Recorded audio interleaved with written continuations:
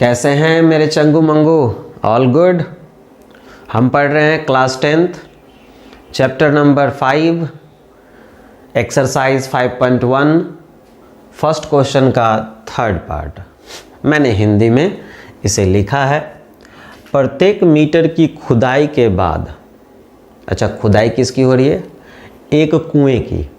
हम एक कुआं को खोदने की कोशिश कर रहे हैं। इस तरीके से ये कुआं है और इसको खोदा जा रहा है।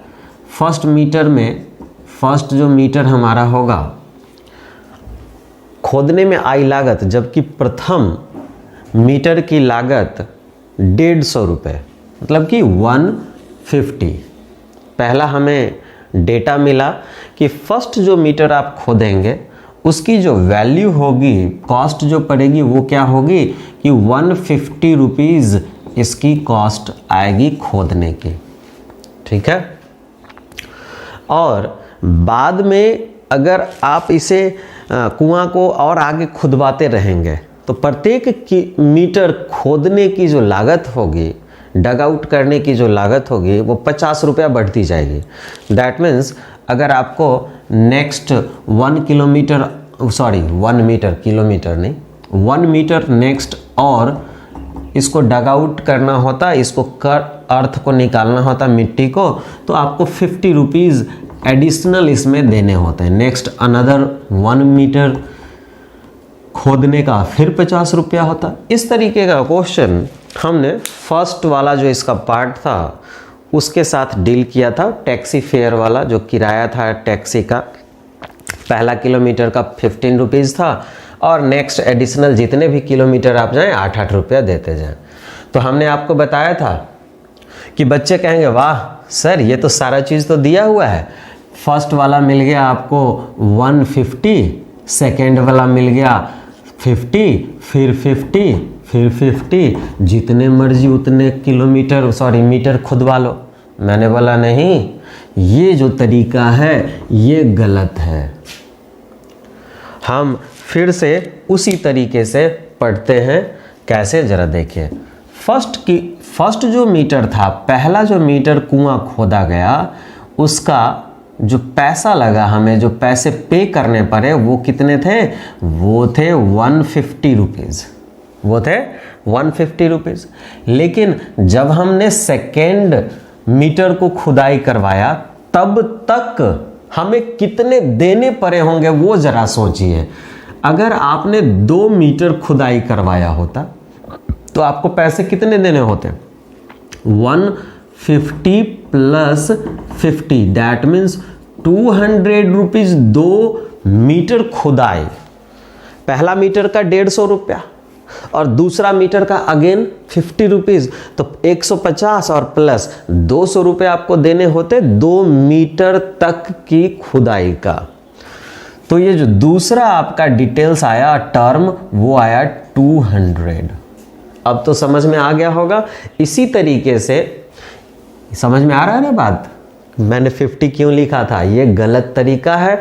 कुछ बच्चे इस तरीके से बना लेते हैं और ऐसे समझते हैं, लेकिन ऐसे नहीं समझना है। अब तीसरे मीटर, बार बार मैं किलोमीटर बोल रहा हूँ, तीसरे मीटर तक की खुदाई का कितने पैसे हमें पे करने पड़ते?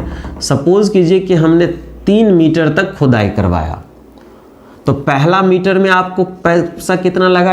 150, दूसरे में कितना लगा? 50, और तीसरे में कितना लगा? अगेन 50।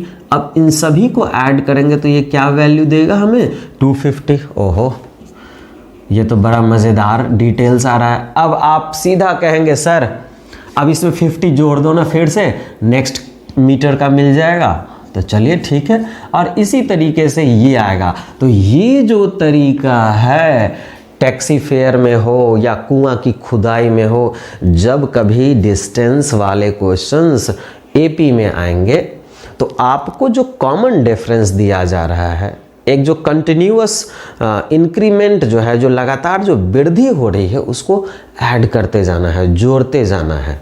ठीक है। अब हम क्या करेंगे?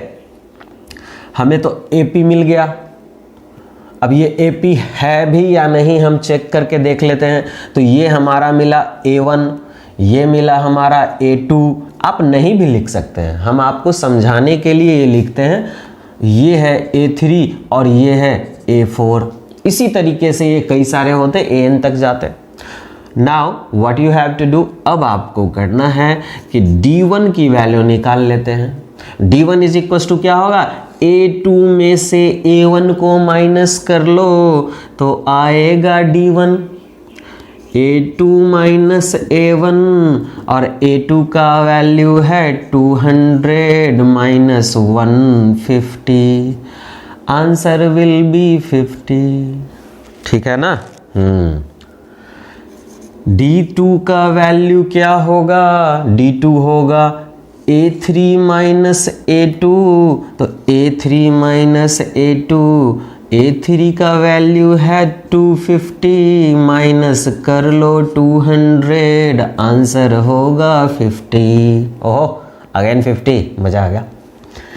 D3 का वैल्यू क्या होगा, ये होगा A4 में से घटेगा A3। समझ में आ रहा है ना।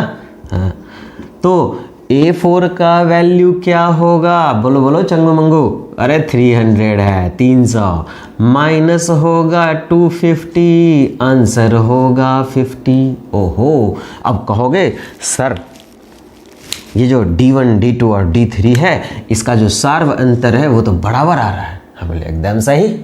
अगर सार्व अंतर तीनों मतलब और भी आगे निकाल सकते हैं, D4 भी निकाल सकते हैं।